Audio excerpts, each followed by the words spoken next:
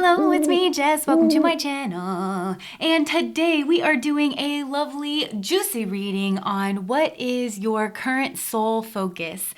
So this is going to be a repeat reading that we do here on the channel. I want to do this one monthly so you can just tap in and hone in on anything that your soul is really focusing on learning here in the material world. Only take what resonates. If you're drawn to more than one pile, that's certainly a possibility here with these readings. But without further ado, let's go ahead and get into this. So we've got pile 1, pile 2, pile 3. I will put the picture up for you to meditate on and pick your pile, and I will see you at your reading.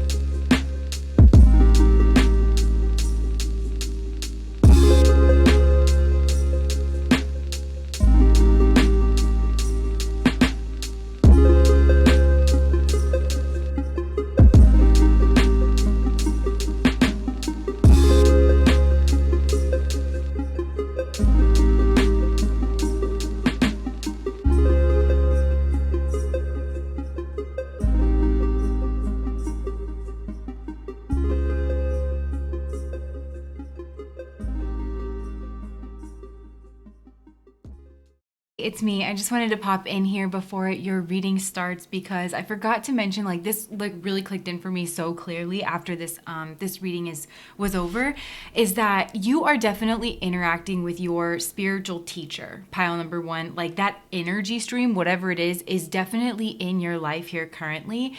And I feel like for some of you that could have induced this tower moment because this spiritual teacher energy, whatever it is, if it's a person, if it is a religious path, if it's a spiritual tradition, if it's a book, whatever it is that you're being guided towards, practices like tarot, that this energy is in your life very strong. You've been guided to this energy, but it is cloaked, right? We're exiting the Kali Yuga, and your spiritual teacher energy is Jesha energy, which means it is not getting the respect that it deserves, maybe overall in society, but you want to make sure that it's getting the respect from you. That's another huge message that this tower moment that I go into in this reading may have been triggered from you disrespecting some kind of large spiritual teacher energy stream that you are meant to prostrate yourself in front of. Definitely like bow to, take a knee, honor the fact that I'm hearing lead me to the rock that is higher than I. Honoring the fact that you've been led to the rock that is higher than yourself, that you can recognize it, honor it, and as you do, follow its instructions, follow the wisdom that is held within.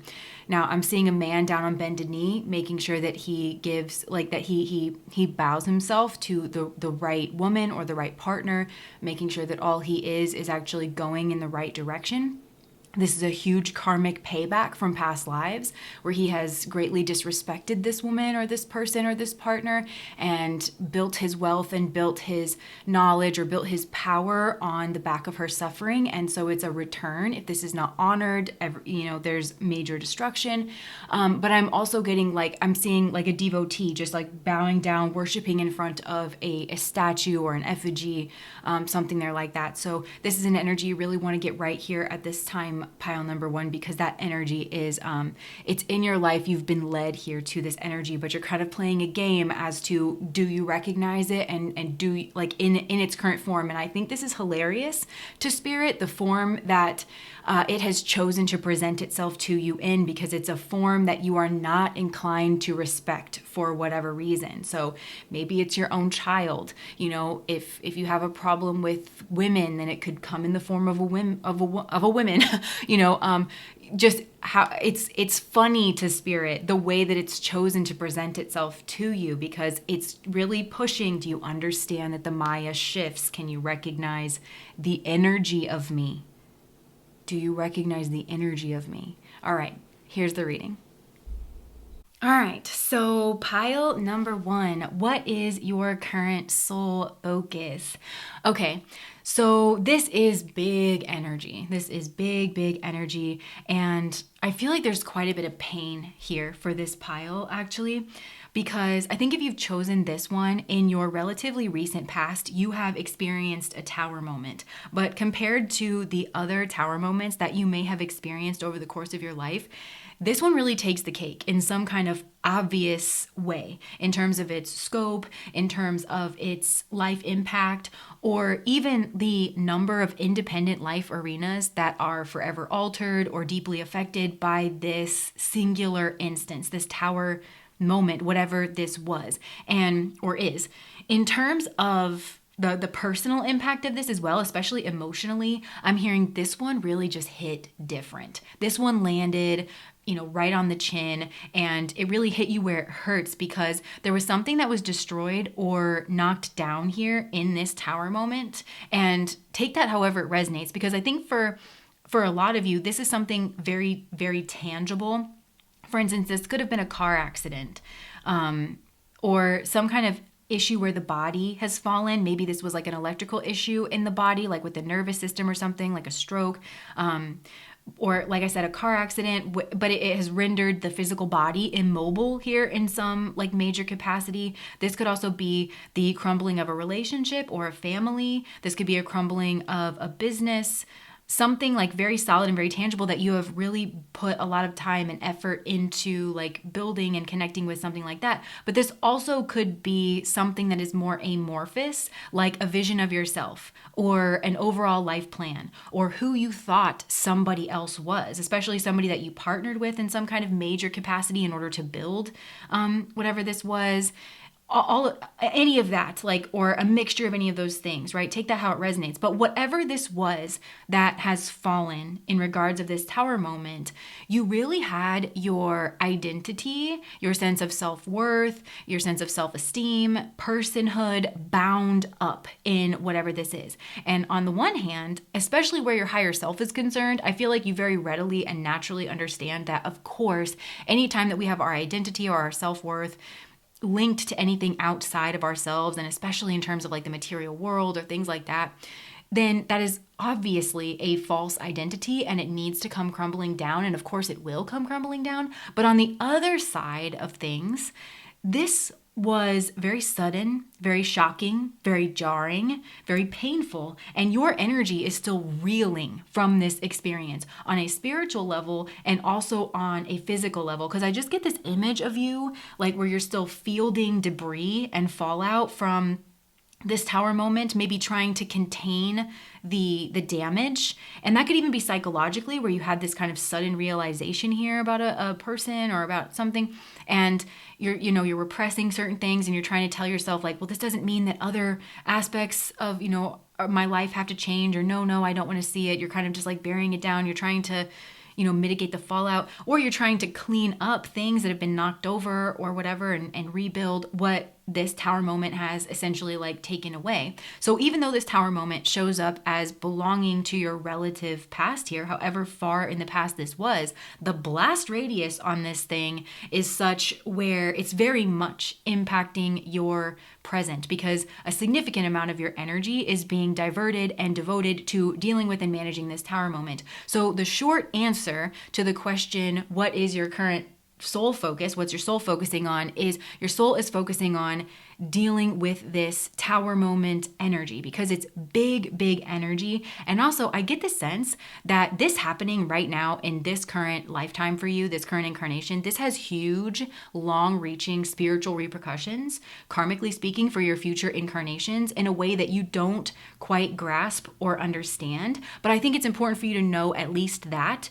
because I can see here that like your energy and your goals in regards to this tower moment is you're very much focused on cauterizing the bleeding on a material level. That's your primary focus. And your guides are coming through to let you know that your goal in that regard and their goal in regards to this tower moment, they're not in alignment, because your guides are actually working very hard to cauterize the bleeding in a spiritual sense, in terms of something here has been deeply affected by like some kind of decision energy or something by a very significant soul. And I am hearing Mahatma, like there's a great soul here. But there's been some kind of huge implication for your spiritual growth. And I'm hearing, he's got his ticket for the long way round. So I feel like, yeah, there's something here going on with that. And maybe we'll get into that later on in the reading, but I don't want to get too sidetracked here. So that's important for you to understand, because I do feel like your energy has been crying out to spirit. You've just been crying out to God or to your guides to receive some level of help, guidance, assistance, intervention, strength, and especially relief here. But relief for you means something very specific. It means traction and motivation on the physical to get you the hell away from this tower moment and ground zero and all of its effects and debris. You want away from this as quickly as humanly possible, please, and thank you. And your guides are having me say all of this to you so that you, because I think some of you have asked for like a very specific response from your guides to let you know that they hear you and that they're working on this for you. And so that's what this is. They hear you and they're working on this for you. But what they need you to understand is they're in a bit of a catch-22 here about this situation, because your goals are not in alignment, like I just said. And also, in order for them to go, like, you don't understand that the way that you have to go about getting this traction and momentum here on the physical, the way that your guides have to help you do that is they have to actually cause you more pain. And this is nothing that you should worry about, especially given what you've been through. This to me feels like kind of a psychological pain where they've got to pierce through some scar tissue and pull something out by the root in order to change your fortune, in order to change your circumstances. That's what's required here. That's the nature of this tower moment, because this was big.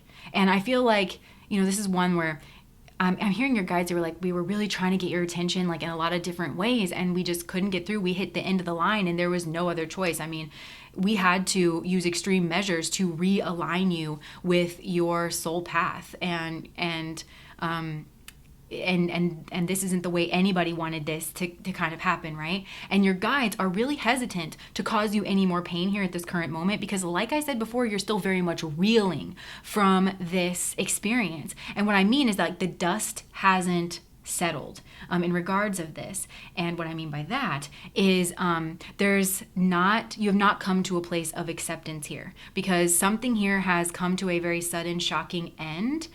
But because you haven't truly accepted that, your energy, especially your mind and your psychology, to run from the discomfort of that and the identity crisis of that, your mind is pinging all around the stages of grief. You're going from denial, anger, bargaining, depression, there and back again. Around and around and around. So your guides are really wanting the dust to settle. Now, that act of letting the dust settle, we got to talk about that, because this is the way that your guides want and need you to deal with this tower moment. And on another level, this is part of what your soul is focusing on. Getting better at allowing the dust to settle so that the things that need to take place here can actually take place. So your soul's working on kind of keeping you down. I'm hearing stay down, okay, in regards of this tower moment. And that's not something that you are usually inclined to do. I think that feels very unnatural for you, and it feels very counterintuitive here to you in regards of this situation. But they really need the dust to settle, okay? And in order to describe that, we actually have to talk about this tower moment a little bit, because at the heart of this tower moment is a masculine energy. And that doesn't have to mean male, so like take that however it resonates. I think for most of you it does mean there's a man in the center of this. But either that's you and you're this masculine energy, and I'm speaking to you like very directly. This is a first person perspective of everything that you've gone through, or you are dealing with this man on a soul level or on a material level. And I feel like you're kind of dealing with his tower moment and like the fallout of this tower moment in a tertiary capacity, in a way though that I think that it has actually triggered a tower moment in you, where now you are also in some way, either on a spiritual level or on a material level, experiencing some kind of like an identity crisis, and is maybe like kicking up your own level of psychological dust. Either way, I feel like a lot of these messages here are very much the same. But the reason I make that distinction is so that you can listen to the reading from the perspective that needs to happen. We have Mars energy here, and if you're a man, men tend to like very much identify with their Mars and express their Mars. That's what I feel like is going on here in this masculine's tower moment. Women tend to put that energy on a man, and I feel like there's something here that maybe you've disowned in yourself that you've been drawn to in this masculine energy. I don't know. And that's what's maybe being unearthed in regards of this tower moment. So given that, especially this masculine energy, his typical MO, his typical way of going about dealing with setbacks, crises, a tower moment is like he'll experience that, he'll fall down, and before the dust really even settles, he pops right back up, dusts himself off, kind of takes a very cursory look around, thinks he understands what's going on. He's like, right. And then he just moves away from that moment, like at speed, and wants to like get right back to building whatever he was, or like doing whatever it was that he was intending to do. He doesn't stop. It's not natural for him to, in any way that is decent and like great, stop and actually reflect and do the forensic work of digging through the rubble in a thorough manner and in a holistic manner to truly understand what went on here in this tower moment, learn from it, integrate it, and then move on, because it would have deeply changed him in his life if he had done this in any like real capacity. And it's this aspect of self that his whole life kind of builds on, okay?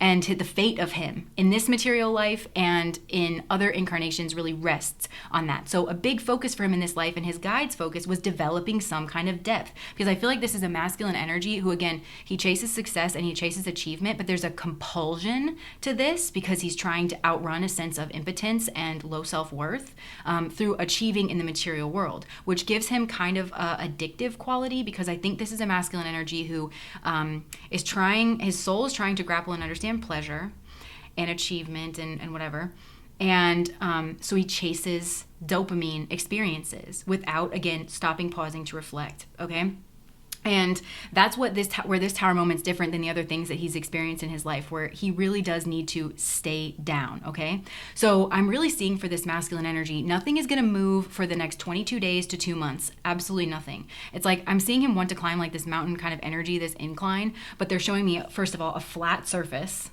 and it's covered in like lava rocks that are, first of all, like black, so it's getting heated up by the sun, but it's also very porous, and they're all it's not uniform. So there's like big rocks and then like kind of smaller rocks, and he's barefoot, so it's like he can't get any purchase, he can't move quickly, he's like hobbling kind of like over these rocks, even just to move like a flat distance. He's not going to get very far here in the next 2 months. That's very much by design, while his guides are working on cauterizing the bleeding. And I think this has to do with, on the back end of things, he's lost some kind of major soul connection here, and he may or may not even be aware that his actions, his values, his choices, his inability to actually stop, pause, deeply reflect, and amend his behavior, values, goals, outlook, the things that he strives for, and the ways he goes about it, and how he defines pleasure, true pleasure for himself, that I don't think he understands like just how much that has cost him. So I think his guides are kind of doing some scrambling, like, what do we need to do? No, you have to incarnate with him in the future, please. Like, what do we need to do? Like, do we need to put this man in a hovel? Like, what needs to happen? Like, they're trying to work it out if it's even a possibility here. This is something that I don't feel like this masculine energy would exactly be kind of aware of. Because it's like very shallow kind of energy. So getting through this tower moment, first of all, the physical body here is really wanting to help out in this process, and it's necessary. It's like a requirement in order to help out this process. And I feel like you need sleep. Like if this is your energy, like take this how it resonates. You need sleep. I feel like you could be having trouble sleeping. You could be sick. Your body feels like kind of achy or whatever. So your body helping you out is actually like resting, replenishing, restoring your energy, especially over this like down period where like for the next 2 months, next 22 months, I'm kind of hearing that nothing's really going to move here until May, like in any kind of meaningful way. So you need to learn how to work with your energy and not against it. That's like the first thing. But also this period of rest means that he has to sit here in the rubble and actually do the forensic work that he's deathly afraid of doing and very averse to doing, because this is a time of uncovering. Because this masculine energy thinks that they know what caused this tower moment, and they don't. Honey, hear me now, they don't. Okay, and if you're this masculine energy, you're not ready to have this conversation. This is like something that's very, very triggering for you, again, because your energy is very much reeling here from this experience. Like the dust hasn't settled and you're still in this like very defensive posture, which is okay. It's normal. It's expected, even like given all the things that you've been through. It's just that your position on the field, this like very defensive psychological stance that you have, it just needs to be seen and accounted for. Again, back to that energy of working with your energy and not against it. Because when you're in a defensive psychological stance, it means that your thinking is more likely to be dominated by defense mechanisms, which can lead to thinking traps, right? So you're more likely to externalize blame and accountability. You're more likely to project out certain traits and qualities, all of that, onto other people. And also I'm hearing like rationalization and emotional thinking. Did I say that before? Why do I feel like I'm repeating myself? Anyways, it's probably just an important point. So, so just understanding that that's why you're not getting traction right now, is because you need to kind of be in this open, receptive state to dealing with things a little bit differently. And it's meant to be like a period of uncovering, because there's foundational energy here. This masculine thinks what caused this tower moment is some kind of like isolated, superficial, one-off kind of an incident. Oh, I said the wrong thing at the wrong time in the wrong tone to the wrong person. Oops-a-daisy. Oops, I did the wrong thing at the wrong time to the wrong person. It was this isolated oops-a-daisy, right? Or like if this was a car accident, I pulled out of the street at the wrong time. I should have been like, it was just this like split second. I should have been more aware, kind of a thing. That is not what happened here. That is not what happened here. That is not what caused this tower moment. This is foundational energy. Because this is a masculine, the most uncomfortable thing is to like sit in the rebel and the wreckage here, because he doesn't want to like sit with his own failures. It's like we all fail, and it behooves us to understand like what goes wrong and to really do that. But this is a masculine who's trying to outrun feelings of deep shame and guilt from childhood, where they felt impotent. They felt powerless. And I feel like this masculine's journey is very much oscillating between feelings of powerfulness and impotence. And that's what I mean, like the making of him in this lifetime, but in other lifetimes, depends on him being able to kind of get real with himself. Because again, and he needs depth to understand that this is even what's going wrong. So he's got to be meeting his spiritual pathway in order to build and keep success in this life in any capacity. Because what has gone on here is he hasn't dealt with this at the root, this feeling of impotence, this feeling of not being good enough, this feeling of shame. And instead, the scar tissue has come over it. And then he's used this coping, compensatory, compulsionary energy of achievement in the material world in order to build on top of it. And then all the things that he's built, which I feel like is maybe quite substantial, he uses to derive his identity and his sense of self, as opposed to dealing with something here at the root. So all of this is incredibly unstable, and just asking to be knocked over to begin with. But that is because this is this masculine's life path, okay? This is what happened. This masculine has two sides to him, okay? And one is very disciplined. It's hardworking, it's grit-oriented, it's very achieving, and it's like the determination to do whatever it is that he sets his mind to. This is the part of him that's very responsible, very hardworking, follows through. And this is the side of him that I think a lot of people see. This is the side of him that he gets a lot of praise for. But there's this other side to him where it's he always knows what it is that he wants in any given moment, and he always knows the fastest way of getting there, right? And those two sides are his choices in life.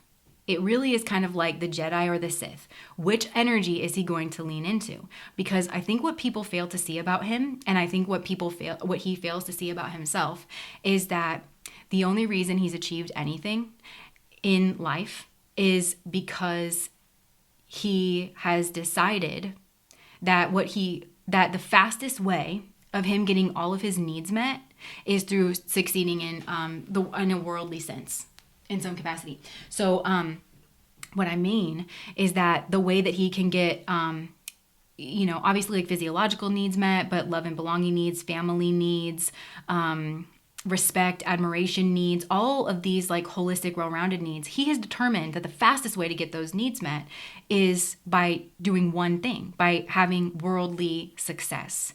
And he's done that because he wants what he wants, and he wants to ensure that he gets what he wants, and he never wants to hear the word no. So even if you're looking at a person who has achieved a lot in the material world, it's because of this inherently selfish nature.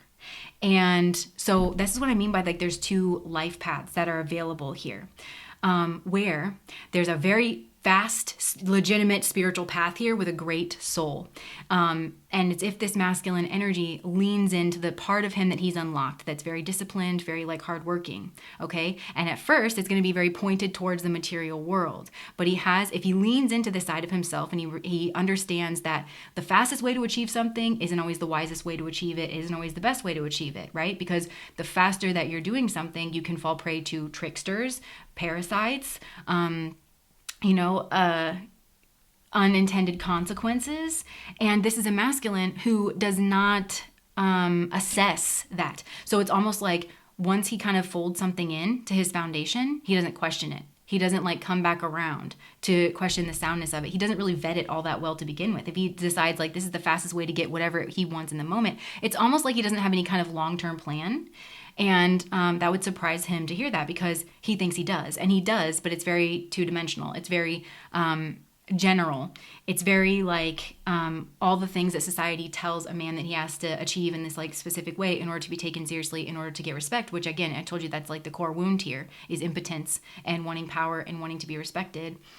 So he's kind of like, he wants that as an intermediary between getting his other needs met. So it's this compulsory energy. He's compelled to do it. He's not in control of it. It's in control of him. It makes him very volatile. I think it makes this man dangerous and untrustworthy at the end of the day. I think you can say the wrong thing to this person that could potentially trigger an impotence wound, which is his responsibility to deal with, by the way.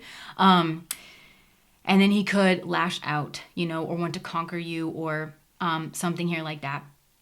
So as I said, I can see he's got these two paths. Either he listens to this disciplinary side where he understands the lack of wisdom in over-relying, in trying to just get everything as quick as possible. He has to want to apply these skills of discipline to all the areas of his life and to actually build success in a steady, holistic kind of a way. Leaning more and more into that side leads to true and genuine pleasure, not this weird dopamine hit, dopamine hit, dopamine hit. I think this masculine is prone to boredom, another problem that is his, and it's because he lacks depth. He thinks it's because he thinks if he's on the lower vibrational path, he thinks he needs novelty. He thinks he needs surprises and excitement and drama and new experiences, and he would mistake all of those things for love or for a soulmate connection or for something spiritual because it's able to rile up an intense emotion. He could potentially crave intensity. And because of that, he can be drawn into relationships where he's very disrespectful and wants to control and takes that approach and then doesn't understand why decent people who are healthy don't want to be in a relationship with him. And also he could potentially be drawn into partners who are, first of all, just as duplicit as he is, because this is a type of duplicity where he wants the world to see him and take him seriously, but at the same time, he feels very small on the inside. It's not something he's strong enough, even as a man, even as somebody who's built himself up, to turn around and face it and say, look here, me and you are having a sit down. We're having a talk. We're dealing with this once and for all. I'm cutting this out. He still feels unable to do that, but he still wants to be seen and admired and respected through a series of smoke and mirrors and trickery, right? And he kind of uses that, I think, in a sexual arena where it's like, oh, you thought you was getting a grown man, all mature and able to go the distance, but like my love nature, I just have that side to me, so people think that about me, but I really just did it so I could get my way and get what I want. Now that I have, I'm gonna move on. Like, I think it's very surprising for people. Yeah. Anyway, so like that's these two like very different life paths. And because as he leans, if he does choose, which I don't think he did, I think that's what this Tower moment is. If he does choose to lean into that more disciplined side of like, no, I'm going to do the work. I'm actually going to really for real build it, and I'm going to move at a steady, healthy pace. And I know I can tap into this side of me when it's appropriate, but all of that, it's going to lead him to his highest and best path. And this is the masculine. We've seen this a lot of times on the channel where these two very distinct paths have very different partners attached to it. And I mean, the vibrational quality is night and day in terms of, you got a sattvic partner, somebody healthy. You got a tamasic partner, somebody destructive, right? But if this masculine doesn't do the work on himself, this is a partner who has Jesha energy, so he will disrespect this person. He will overlook them, not give them the respect that they deserve in some capacity. Take this in whatever life arena this is. I think for most of you, this would be a love arena. It could be a business arena, whatever. He won't give them the respect that they deserve. And potentially he want to conquer this person, but also his sense of impotence, his struggles around impotence, because this man is building a tower, and this is a great soul who over lifetimes has built up this mountain energy. And I'm hearing no matter how the wind may howl, the mountain cannot bow to it. In the face of this mountain energy, some part of him recognizes this strength that is stronger than his own, and he will feel impotent. He will blame this person, and he will set out to conquer them in the quickest means possible in order to, as a compulsory response to his own self-esteem needs. So at the root of this, you have, even in his own, dealing with his own self-esteem, he's trying to take, leaning into his Sith nature, this dark side or energy, then he is still trying to find the quickest way possible to deal with that self-esteem, to quiet that self-esteem voice, which of course is going to be addiction, dopamine experiences, like loud, trying to distract himself from himself instead of just going in there, dealing with it so he can have a sense of peace, which is ultimately what this whole experience, this current lifetime he's living is around. Now, if he does build with his soul, it's its own reward. This is a pleasure that these are people who genuinely can have it all, because the mirror between the two of them, they're mirroring. This is a soul who understands, look, over lifetimes, right? Hard work, discipline, doing the holistic thing, actually building it, being very measured, being very sober in terms of like how, but it doesn't require dopamine. And this is where genuine pleasure is born, and it's its own reward. And this is something where this is staying power. Also, success here in this dynamic, I think, secures a soul attachment with this person for another 3 lifetimes, where this masculine can make very fast spiritual progress.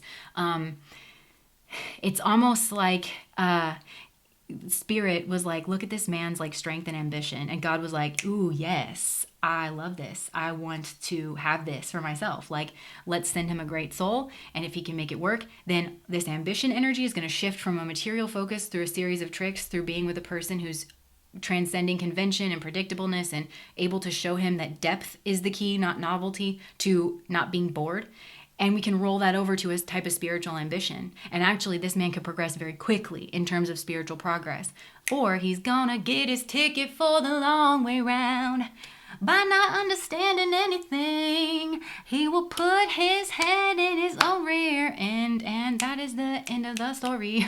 Where this, I'm kind of getting the difference, and I don't know if this is real, but it's like 3 lifetimes versus 400 lifetimes. That's what I mean by the ticket of the long way round. Like, there was like, because he's strong, because there's like, there is this, which way is he gonna go kind of a thing. There's this option here. But he could also lean into this other side to him. And I feel like there's something like around 22. There could have been a tower moment around 22 that was attempting to get him in alignment here with the strong soul mate or soul mission. Or he made the decision, like he leaned heavily into one side or the other around age 22. And now, if he went this other path, this other partner, the mirror that they have between them is the that desire to get as far as possible with as little means as necessary. And this partner would see that in this masculine energy, which is kind of like a gold digger energy. And I don't mean that like disrespectfully. I mean like that's kind of what people mean by that, is wanting the fastest way without really like putting the effort in. So I do feel like this masculine has actually put some kind of effort in his life, but he would have to like kind of be used in this way. And this partner on this lower vibrational path is just as duplicit as this masculine energy. because this masculine tries to hide like his identity, his shame, by like putting up this front of something. Well, this partner manipulates through duplicity, through I think this power, this lower vibrational partner would make this masculine energy feel powerful, feel like that, like they're weak or something, and oh, you're just so powerful, you're just so strong, blah blah blah blah blah. When in reality, this is a partner who's duplicit. They are very manipulative. They know how to pull this masculine energy strings in order to get the fastest way to get what they want out of life and out of him, using him to do like kind of all the work. And in reality, making him impotent. So see what I mean? If he's not doing his own work, he's going to look at his true soulmate and say, wow, I feel so impotent. I don't feel like I measure up. Like, that's because of a quality in this person. I'm externalizing that responsibility onto this person. How dare they make me feel this way? I want to conquer them so that I can feel better about myself in the quickest way possible. You know, you can see how that would fall into place, where in reality, he's more impotent over here and has to have the wisdom to see that. So all of this is spirit trying to bring some peace into the situation, some calm, because even if this masculine energy achieves in like the lower vibrational way of things, he may have everything seemingly on the outside except for the one thing that really matters, which is just a sense of peace and health and harmony and love, which is the true essence of pleasure. It's truly pleasurable. That's why this higher vibrational path over here, even though it may take some work in the beginning, this is his highest and best path. And he will learn things, and he will reach the end of his life and say, oh, thank God I'm with this person. Like, I'm never bored, and you know, I've changed so much. I like who I am. I have everything that I've wanted in a really solid, satisfactory kind of way. Where over here, he's impotent because he's going to be putting out fires. Like, he's just this firefighter, you know, kind of an energy. And I do feel like this is kind of a lotus situation, which is where this, you know, you've got Anurata Jesha here, which is very deep soul connection, very good sex between the two of these people. It's a very deep soul bond, and there's like this lighthouse on a hill kind of thing. And I actually feel like these two are helpful to each other because this masculine energy can help this other person who maybe buries their need for excitement or something in order to achieve. This masculine brings excitement and teaches this person that it's okay to take risks, and it's okay to really kick it into high gear in certain places, like for this other partner. So it's mutually beneficial here. Whereas this is a tamasic energy over here, and it's mutually assured destruction. Now, it could be that this masculine gets on this way with this partner, doesn't understand that, you know, his boredom is really a lack of depth, and he doesn't need a new novel experience, or when he sees intensity, he mistakes it as a soulmate connection. He can't lean into his selfishness because he could potentially like cheat on this person and then lose this person, you know? You got to take that however it resonates. Like how these energies, because just getting on one of these paths doesn't assure like going it all the way to the end, you know? Which is why the spiritual payout for completing this highest path is so big, I think, here for this masculine. So here, I do feel like this masculine energy has lost a wish fulfillment in some sense of the word, needs to go into a dark night of the soul, and needs to confront the wolf that has like led him astray in some capacity, which is this feeling of impotence. And the fact that he is putting so much stock in trying to manipulate people instead of just getting real with himself, you know, dealing with himself on some kind of a level. And I do feel like whatever this tower moment is, it's meant to unearth something here about these two paths. So we can really see, and this is maybe a last ditch attempt. Like even if he has gone down the wrong path, this is well and truly done. He cannot achieve this other path because I kind of feel like what's going on is whichever side he leans into, right? I know what I want. I know the quickest possible way to get there. Doesn't matter if it's wise. It doesn't matter if it's the best way. It doesn't matter if it's a series of tricks. If I've got to lie in order to do that, it's a white lie. You know, the ends justifies the means. You know, if he leans into this side of himself and then he meets this partner that is his highest and best path, he's going to want to conquer this person. These ways of being do not resonate with this person. They will not find him attractive, or they will not tolerate it even if they do. You know, in any capacity. He isn't what this person needs if he goes down this path. But then even if he goes down this path, then this other partner that he's going to end up with, he still has this other side where he wants to build, he wants to be successful, he wants to be disciplined. So he's going to, after he's already planted his seed in this energy of, I get where I want the fastest way. It's sloppy. It's not wise. Now I want to apply my hardworking energy. This is madness. This is going to, again, lead to this feeling of impotence and being and lacking depth. There's a pseudo depth over here between these two. And there's also this masturbatory energy between these two where like the phrase in my mind comes up of like, if you want to go far, go together. If you want to go quickly, go alone. And these two think that they're going to be able to go far, like this lower vibrational pairing, if they go together. The thing is, because they're drawn to each other for their own personal gain, because each of them sees in the other person on this lower vibrational path the quickest way to achieving their goals, they're not actually together. That's what I mean by their pseudo depth here. They think because they hold hands and they put their tongues in each other's mouths, and because they have a piece of paper that says we have the same last name, they think that means together. It's the same kind of mindset of somebody who thinks that they can talk to people who are different from them because there's words that fly out of their face at another person who's different than them. That's not the same thing of being able to converse. Being able to converse is a skill, and it requires giving and receiving in the appropriate balance and at the right time. It's a beautiful skill when somebody has the ability to converse. That person has the ability to truly talk and connect with somebody different from them. Likewise, these two people think that they're going together, but they're really going alone, which is why they can't go the distance, these two. Both of them are crutches to each other. They're hidden enemies to each other, and they don't even realize it. And these two are in a habit, and I actually feel like regardless, this masculine energy, his past lives, his karmic propensity, he is in this nasty habit. This is what his guides are really trying to address. He's in this nasty habit of building good karma with negative people, tamasic people, destructive people, either that he has destructive karma with, or overall, this is very Sith-like energy over here. Because he's obsessed with the material world and power, and he thinks, again, it's the lies of the devil. He thinks it's going to be the answer. That's the same concept, by the way, of when you see Buddha on the road, kill him. When you think you found the answer to everything, like it's never it, you need to kill it.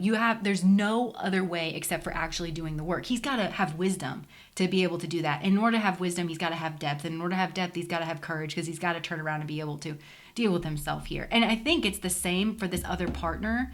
But it's just that this other partner, like, however this is, I feel like this is a third party situation. I just don't know how this like really shakes out for your situation. But there's a person here who's experienced a material tertiary tower moment. Well, his highest and best soulmate has to experience a tower moment on the spiritual, because their person that they're supposed to be with is not with them, and there's a lot they're gonna have to make up for. So there's some type of like tower moment energy here. That's the spiritual like bleeding that's being cauterized out. So like I said, this masculine is building negative karma or positive karma with negative people, and then building negative karma with very positive people. Very like great souls, people who can really help in terms of spiritual ambition, in terms of actually achieving spiritually speaking. He betrays them. He wants to conquer them. He wants to have affairs with them, and while disrespecting. And this person over here has Jesha energy, so I would really watch that, because like I said before, Jesha, if you honor it, if you worship it, is how I learned it. If you tend it is the building of your own fortune. I kind of feel like this is the catch-22 in this masculine's path. If you disrespect it, and that is including, I'm hearing like intrusion is not the same thing as intimacy, or trying to conquer, or trying to force, or again, like just not seeing the value here in this other person, overlooking them is a type of disrespect to this person. You build your own misfortunes. And this masculine doesn't see it that way. Like I said, this masculine who lacks wisdom and who lacks depth, I hope it's okay that I'm speaking this directly.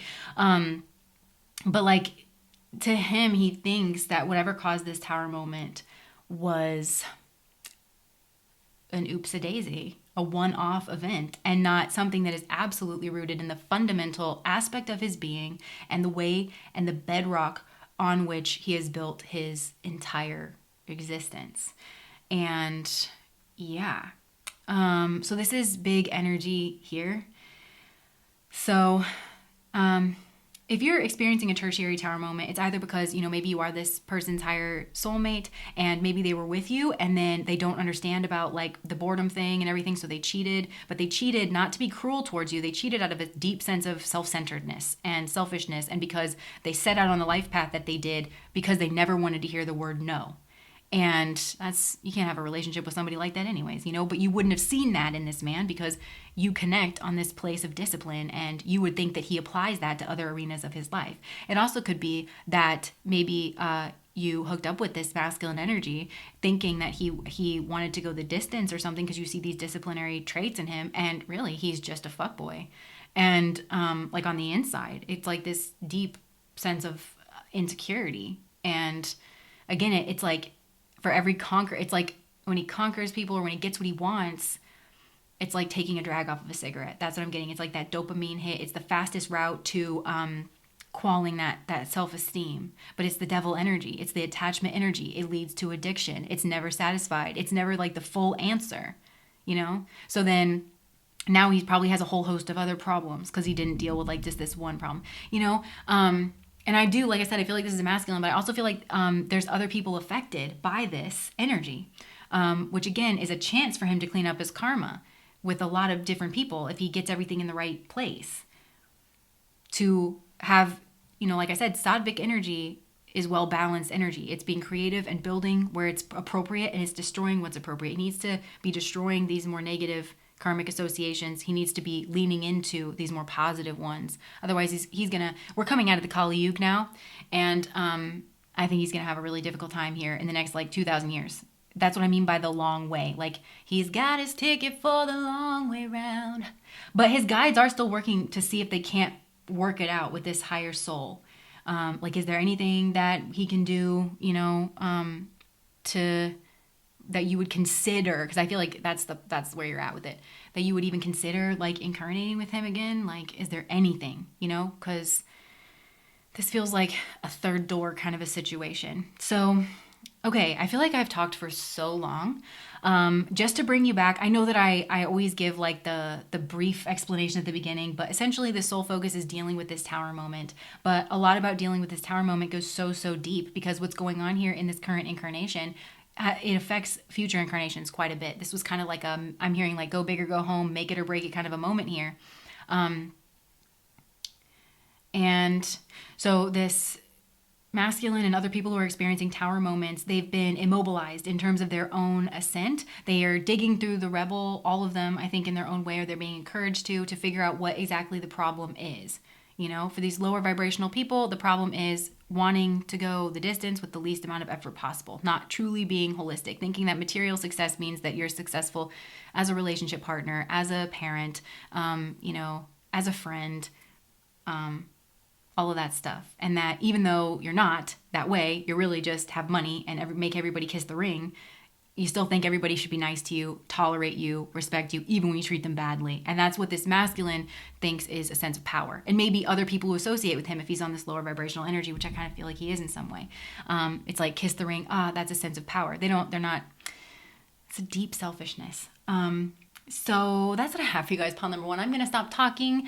If that resonated, please like, comment, and subscribe to my channel. I also have a Patreon. The link is in the description box below. I know I've picked up on this energy recently over there. So yeah, thanks for watching. Bye, guys.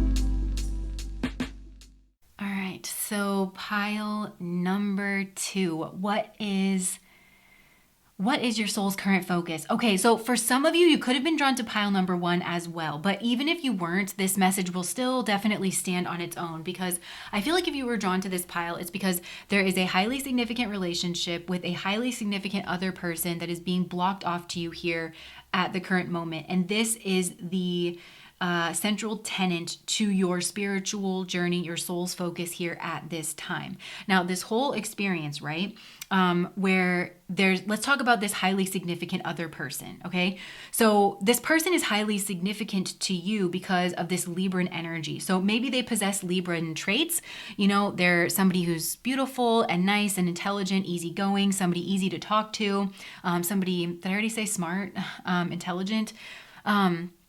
Yeah, but I think the most important thing from that Libran energy is that this is a person who possesses opposite traits than you here in some way. And the reason that's so significant, a lot of you probably already know this, you've explored this for yourself, is that this person is a perfect mirror here to you and to your own energy.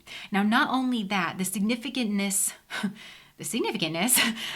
in this person's otherness, right? The significance of this person's otherness to you is, like Carl Jung said, God is in the other.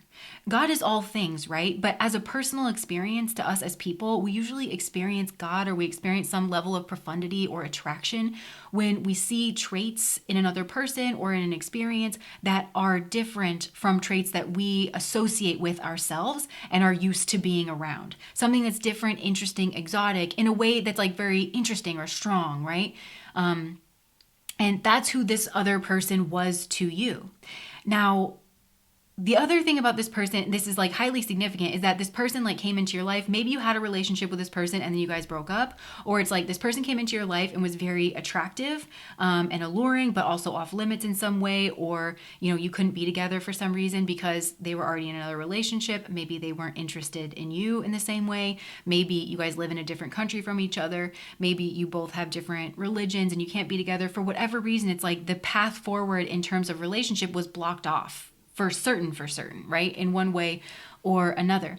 That's significant because it's pointing you on your spiritual path. It's kind of, I get the image of like, when a mouse does like the maze to find the cheese. This person is the experience of finding the wall that like backs right up to the cheese, so you can smell the cheese so strong. And it's confusing to the mouse because it's like, it should be here, but it's not here. So you understand that like you get a good glimpse of the cheese being God, I think, union with God. But it's also not there. That's not actually the way. This way with this person, this relationship with this person is being blocked off because it's not actually the way. So you have to understand that I'm hearing the settings are God. Life is God. God controls all things, right? It's not an accident. It's not a whoopsie-daisy that you can't get to this person. It's information. And so it's meant to be pointing you away from that wall and onward to your journey. Onward is within, because I'm seeing it's like the little white rabbit from Alice in Wonderland kind of going down the rabbit hole, into the rabbit hole of your own psyche, but using the information that you had here about this person, using the mirror, the very strong mirror that they had. Because I think that the mirror that this person held up for you is the mirror of your own self-sabotage here, especially with this Sun Libra energy, because the Sun debilitates in Libra. So I think it highlighted this like shadow attribute, where places in you where you induce self-destructive behavior, or perhaps even you have the desire to undermine others. So part of that self-destructive behavior is like, maybe, again, it's like wanting to use this person and their traits like as a crutch, not giving yourself the space or the time or the ability to develop the traits that you see in this other person in yourself here in some way. Take that however it resonates. It could be coming through in a different way. But that's where I want to jump over here to the way that spirit, the way that God, the way that the divine is seeing this situation, is seeing you. And what I'm getting is like, this is God right here, back here with the Bayame and the beauty energy. And this is significant because it's a masculine energy, but this is such a beautiful soft touch energy. Like spirit is not meaning you any harm here through this process.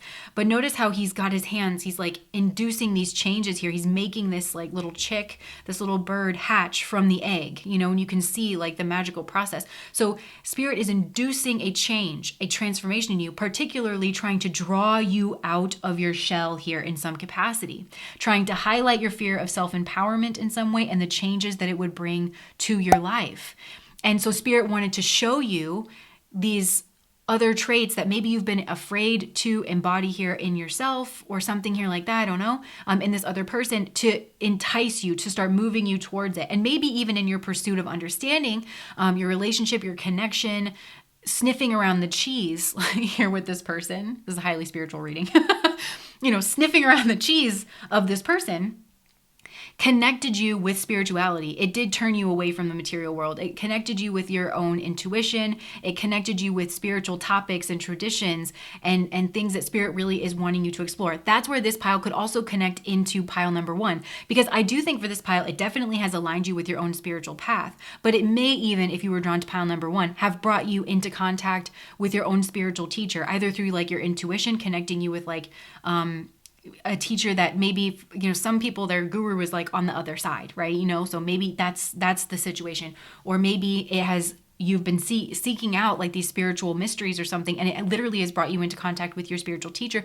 If you were drawn to pile number 1, and then you can go over to that reading to like explore that a little bit further. Now, what's interesting though about your path is this is the path of the sun. This is the path of the self. And for a lot of you, it may end up leading you to a position of leadership. This may actually be trying to maneuver you into a career space where you are happy and solid and successful here, like on your own dime, of your own merit, something here like that, or you get looked at in the world the way that you like how this other person, this highly significant other, is looked at in the world, but you do it based on your own merit, because Spirit's seeing you as the 10 of Pentacles here and the Knight of Pentacles. Very, very capable. It's a very capable energy. But the Knight of Pentacles for me is Kritika energy. That is the birthplace of the sun. And then you have the sun over here, and you've got the Queen of Pentacles. Queen of Pentacles for me, this is Capricornian energy. The sun exalts in Capricorn. You've got the beginning, you've got the birthplace of the sun, and you've got the height of the sun, all in this spread. Now, where the sun exalts in Capricorn is Uttara. I'm sorry, there's several Uttaras. Let me just probe my mind here for a second. Ushada. Is that right? Yes. Uttara Ashada. And Uttara Ashada is the height of the sun, and its yoni animal is the mongoose. And the mongoose overcomes the lower natures.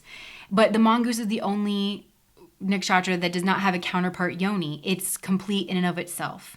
And that's what I feel like this is meant to teach you, that you are whole, you are complete in and of yourself, but Spirit just wants you to begin that journey here with the Knight of Pentacles, moving slowly here towards this, because you can have an immense abundance. But also the 10 of Pentacles for me, this is Mercury in Virgo. This is Mercury exalts in Virgo. It's highly skilled energy. You are very skilled here, and you can be very skilled in the material world. And I think there's something about this other person that you were brought into contact with where you see them as possessing something material, whether it's beauty, whether it's position, whether it's the way that they converse, whatever it is, and you're wanting to kind of like move towards that. And so Spirit is saying, you kind of think you're trying to process this along what you understand being in a human body as what your material options are, right? So you're processing this connection through these 3 options that you know about. But Spirit's trying to give you the higher cup. This is a path to higher learning. But you have to trust, you have to follow.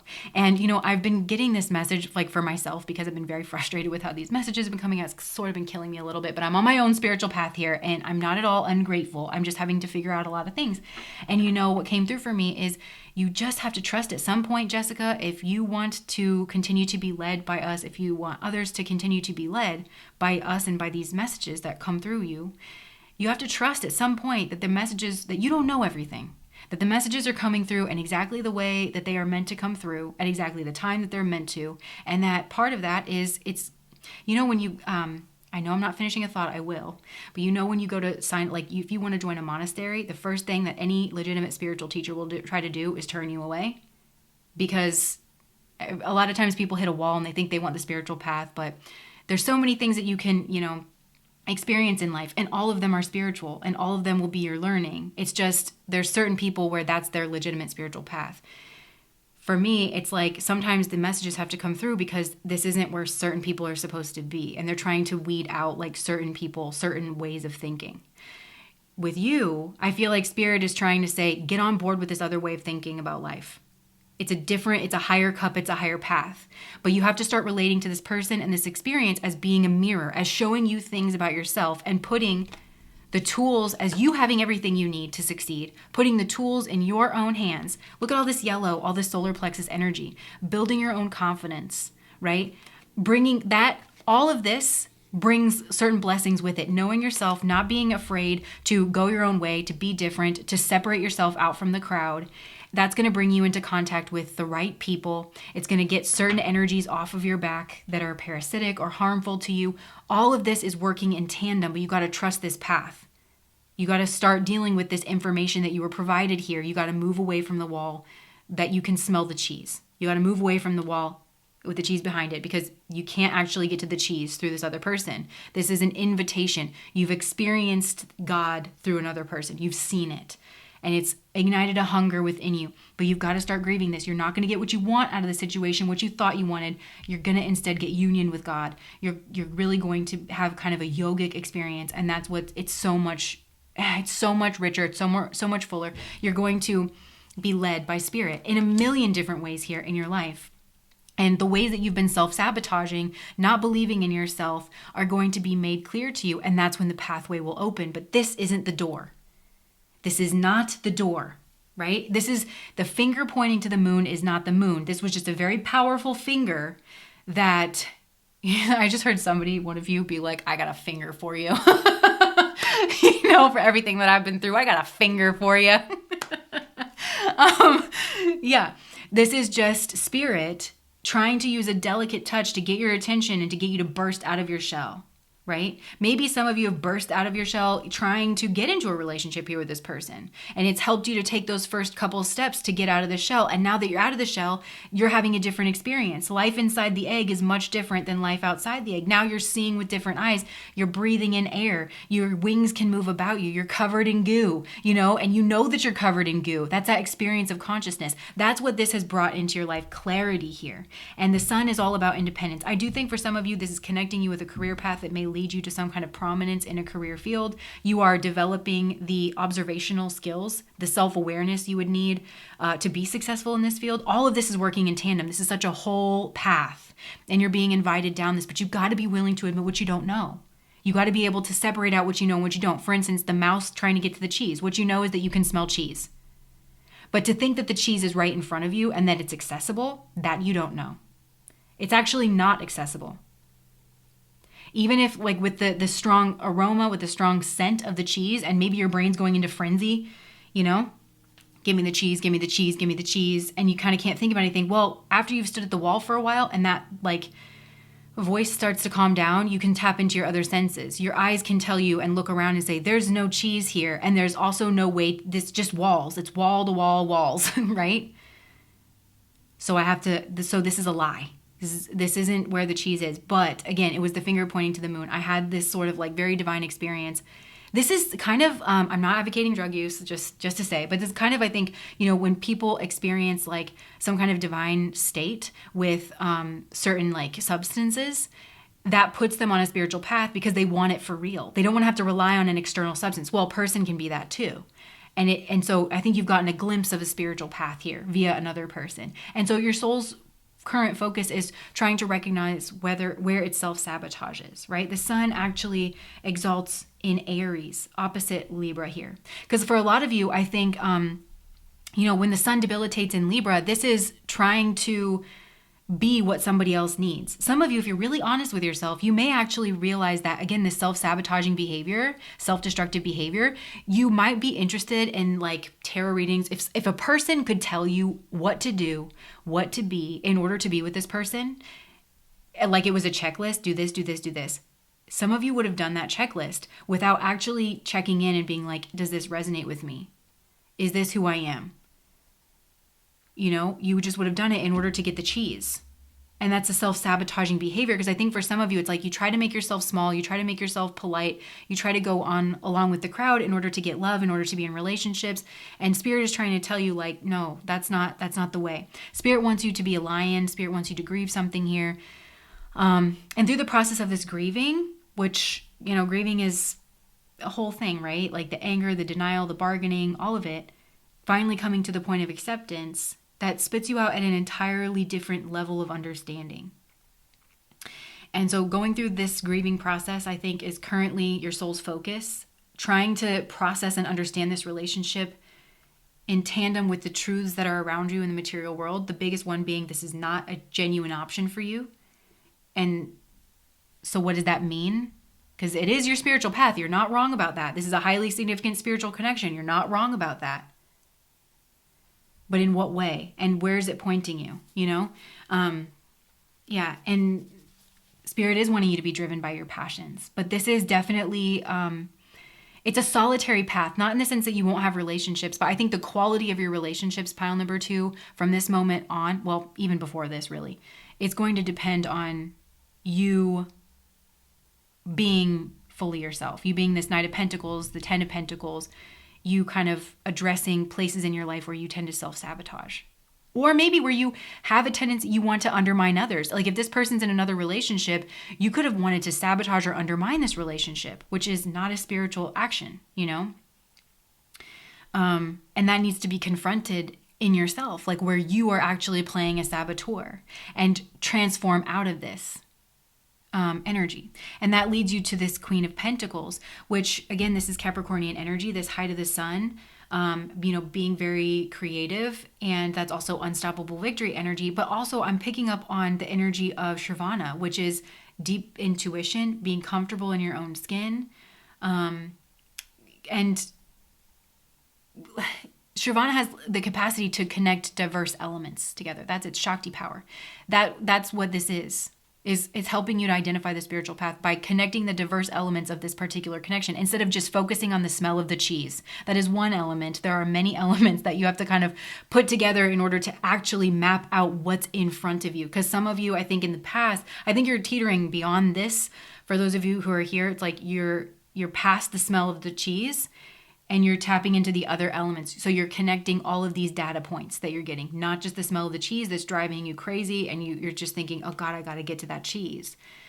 It's these other data points that you're starting to put together, and it's building your spiritual worldview. And again, for some of you, this ties into pile number 1, where it's actually led you to your spiritual teacher, spiritual tradition, spiritual concepts that are unlocking further doors. And because you've made, for those of you who have actually made contact with your spiritual teacher, the spiritual progress you can make in this life is now exponential. It's way more than you could have made before, that you could have made alone. And it also means that you can, because you've done this, if pile number 1's working on accepting,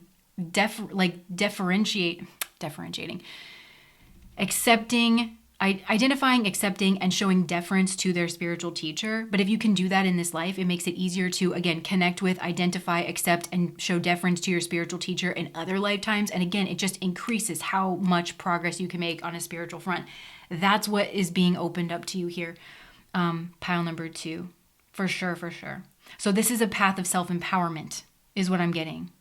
Your path is not through being in a relationship with another person. Like, that's not the spiritualness of your path. The spiritualness is making yourself strong. Through you being strong, you're not going to attract a partner who wants you to be weak and then who will not respect you, not value you enough, and who maybe wants you for the wrong reasons or just wants you to try to fit into the shoe that they want you to fit in. And they aren't actually a spiritual partner to you.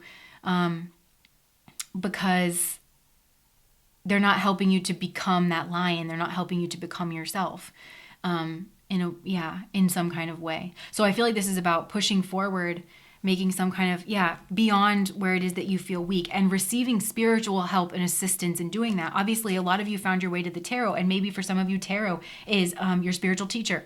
That's how your spiritual teacher comes through to you, or it's a big process, or tarot has helped you to connect with your own intuition. Take it however it resonates here. But that's what I'm getting for you guys. Pile number 2, that's your current soul's focus, is processing and understanding the genuine blockage that is this very powerful relationship that has been sealed off here, or is just not an option between you and this highly significant other person, a person who is your perfect mirror, to show you traits of the other. Traits that it looks actually really, really nice when you see those traits, right? And you've had, I think, a genuine spiritual experience here. Again, pointing back to the Carl Jung quote, God is in the other. And I think you met God in another person here. But of course, God is everywhere. You can always connect with God. If you think that the only path to God is that this person that you met is the only path to God, you are really not giving God enough credit, is what I want to say. Really, really, really not giving God enough credit. I'm hearing disrespectful, but it's like in a funny way. So this is about going into it's a mirror to your own fears and your own illusions here about love, about life, about balance, about relationships, about self, but about fears that you're having here in regards to certain things as well. So this could have been a relationship where you felt drawn to this person because they calmed your fears in some way, or there was like seemingly a promise where that I'm hearing a compulsion. It's almost like there was an anxiety and then you felt a compulsion here towards this person. That's what I'm trying to describe with the cheese.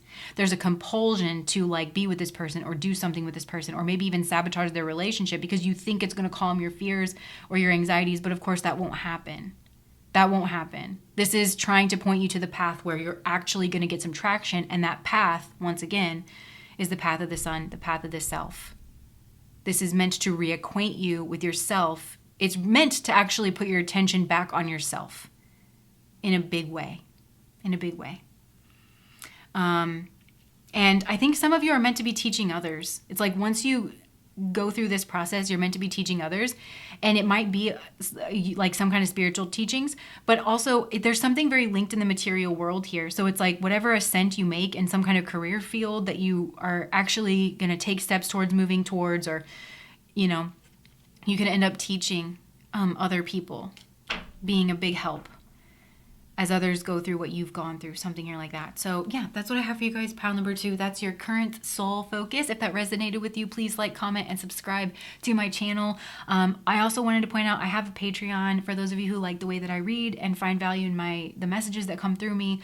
I do 2 exclusive readings every single month. One is romance related, one is non-romance related. We vote on those topics over there on Patreon, and then I do a 3rd reading in a live stream format.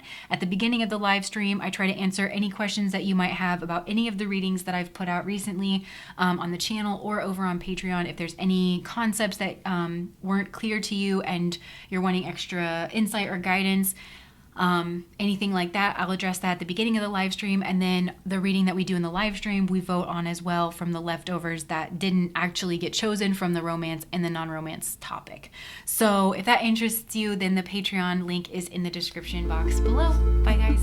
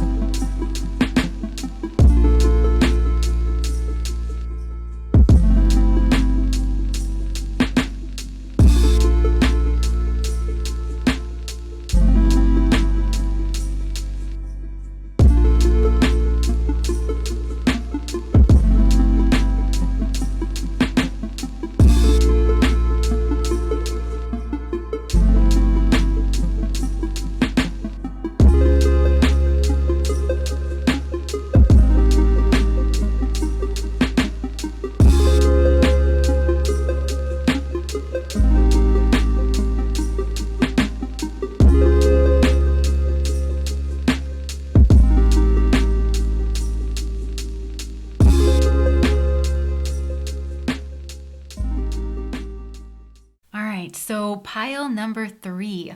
What is your soul currently focusing on?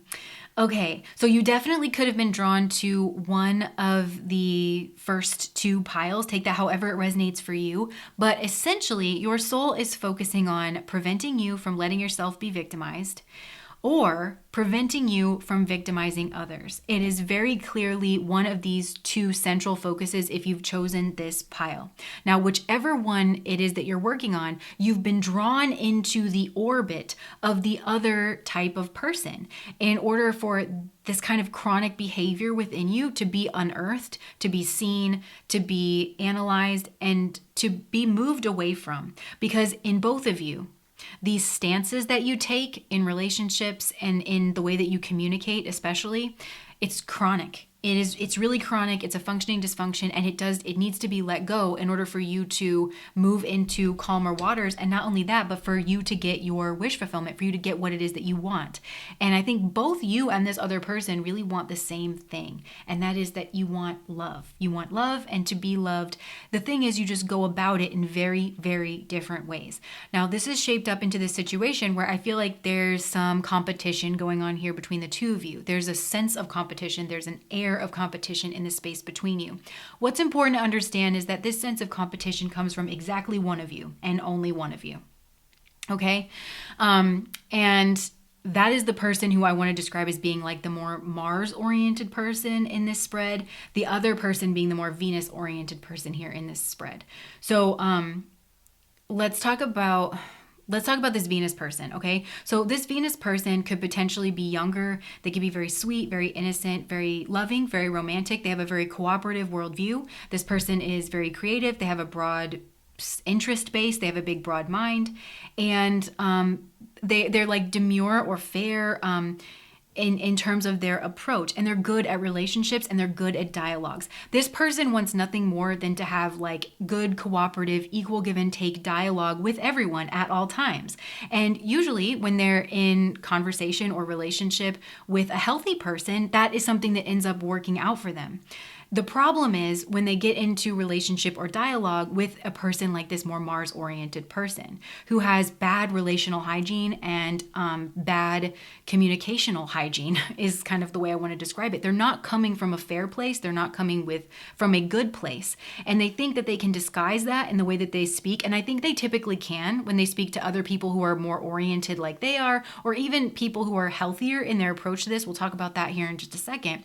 But that's where this Venus person runs into trouble, and they end up getting victimized because this Venusian person, I think they want to demonstrate their cooperation, their willingness to be nice, to be not a threat to the other person. They're very deferential. They may apologize when they don't need to, like in order to try and demonstrate their good social hygiene. But when you get into a conversation or relationship with this other person, it gets weaponized against you. And I feel like this Venus person just gets taken from in these situations. They get baited back into this dynamic via like the victim, rescuer, persecutor triangle in some fashion, right? So this is the person that their soul is working on preventing themselves from letting themselves be victimized. And they need to do that by understanding and identifying when a person is simply incapable of having the kind of dynamic that they want. I think that this Venus person they're so good-natured and like they really are good at relationships that they just think that they'll be the more dominant energy. But when someone's determined not to cooperate, that's just not something that you have control over. The only thing that you can do is move away from that situation, move to calmer waters, and not continue to get baited back in thinking that the deficit is on your end, because it's just not, right? So that brings us to this more Mars-oriented person. And both of these people are actually quite beautiful, but in different ways. Like Venus has kind of like a demure kind of beauty to it, very creative, balanced. Even Mars can be like quite a sexy energy, good body, very sexual, those kinds of traits and qualities. Now this Mars-oriented person, they are competitive in their worldview, and that's how they approach relationships. They may have a view of relationships that is like all is fair in love and war. And this, I think, brings them back to an earlier time in their life. This is like familiar territory to feel like they have to fight for love, attention, affection, something you're like, like that. So they end up subconsciously dragging their relationships, their partners, their conversations down into that energy because it's something that they know how to handle, using the tactics, literally the tools and tactics that I feel like this person kind of deploys in order to get what they want, especially in terms of mirroring. So this is a person who kind of finagles their own mirroring. They distort mirroring. That's what this person does. So again, this Mars person who's very very competitive in their worldview, very aggressive in their worldview. This is the person where the sense of competition really is starting. They are the one viewing the Venus person as a threat, as somebody that they need to compete against. Because they recognize these like harmonious, beautiful traits in this person. Now, this Mars person is tricky though, okay? Because first of all, I'm hearing the song Easy for a Good Girl to Go Bad by Rihanna. I don't know why I'm hearing that. And once we gone, best believe we gone forever. Anyways, I'm just going to leave that there. But I'm also hearing for this Mars person, 2 truths and a lie.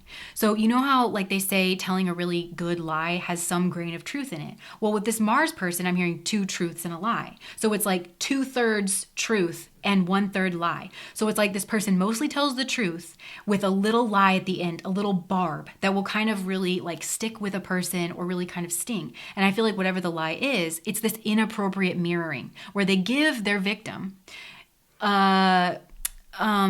taste of themselves that's not true, or they make an accusation or they make an assumption that's based upon a false sense of self, something here like that. It's very aggressive. Now, whenever this person does this, they're very subtly flicking someone in the face. That's what they're doing. And it is aggressive. And if you are this cooperative person in your soul, you're going to feel that because it's so antithetical to your own nature.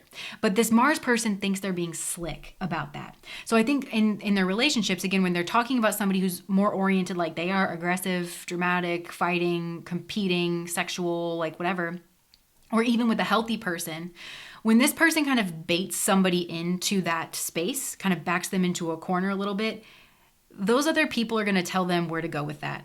Right? And they may even say it in an unkind way, like, I'm sorry, absolutely not, or whatever. And then when that person raises their voice or says, you're always doing this, you're always making me feel this way, you're always da-da-da-da-da, right?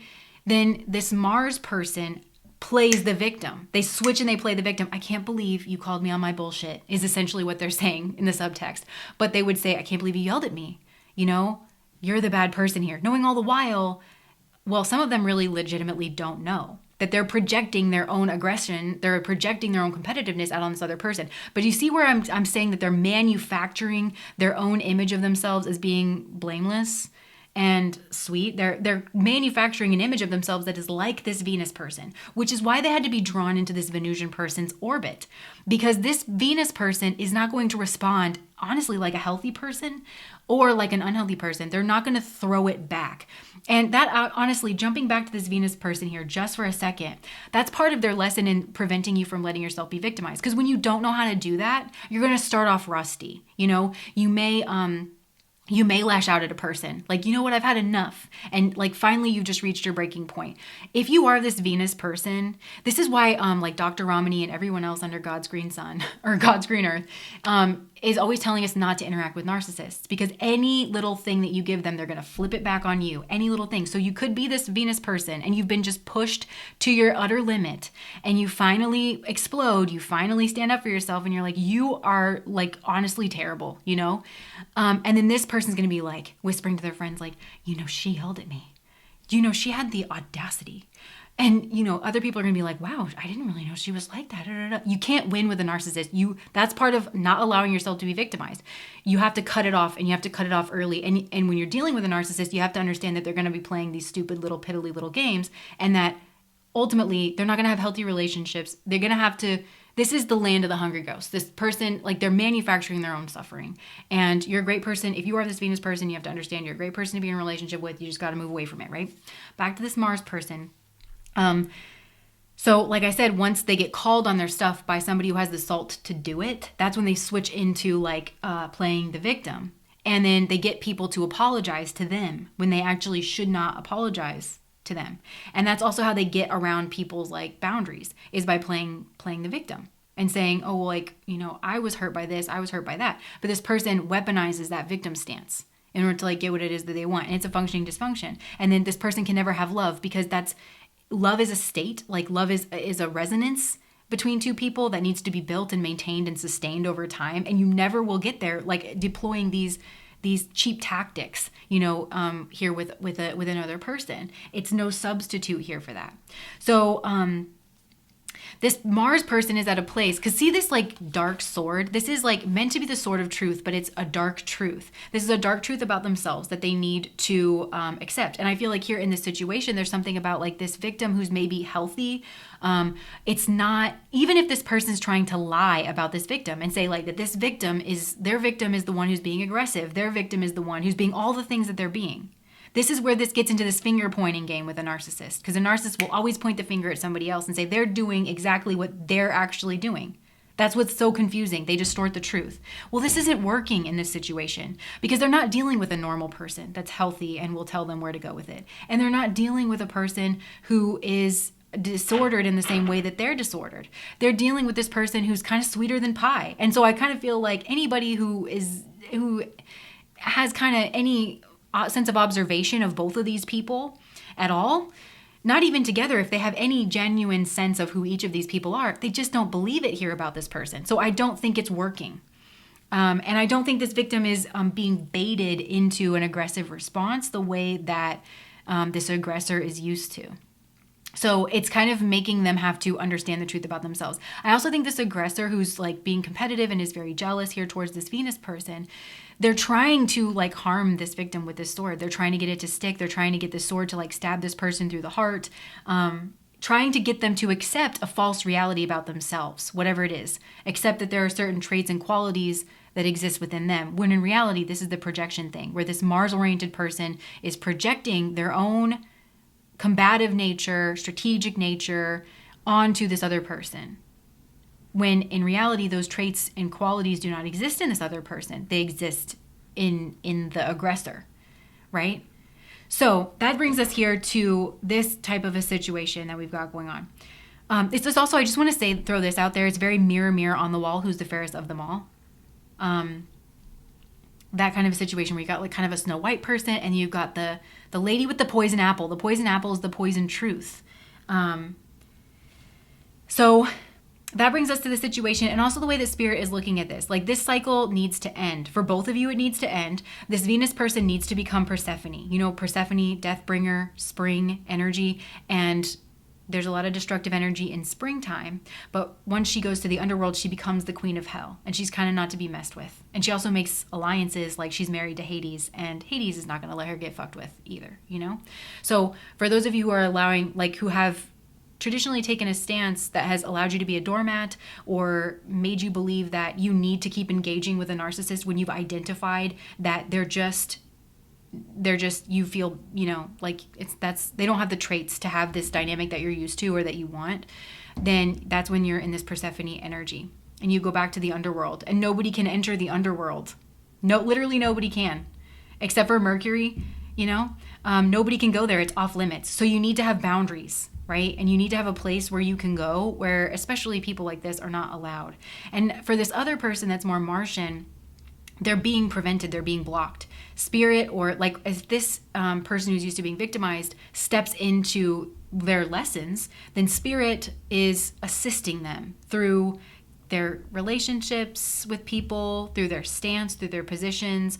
They're putting them in a position where their boundaries have to be honored here by this other person. And this other person has no choice but to see themselves as the aggressor that they actually are. That's what's so valuable and spiritual here about this particular connection, even though it's not the most comfortable, you know, of what's going on. So back down here with the strength energy, look at the tornado. So there's one person here who's like this spinning tornado. They have all these thoughts about love and about competition, and maybe they think that because this Venus person is beautiful and creative, cooperative, they are everything, they're a great person to be in a relationship with, that they're somehow competition. Maybe this wish fulfillment energy, it's like, oh, you both want the same person. Maybe you do and maybe you don't. I feel like this Mars person, maybe they get it right sometimes, that maybe you want the same things, but this Venusian person is the type of person where even if they want the same person as you, they're probably gonna, you know, talk to you about it. They're not just going to compete with you, you know? That's just not their approach. And they want a relationship with this Mars person just as much as they would, they value their friends as well.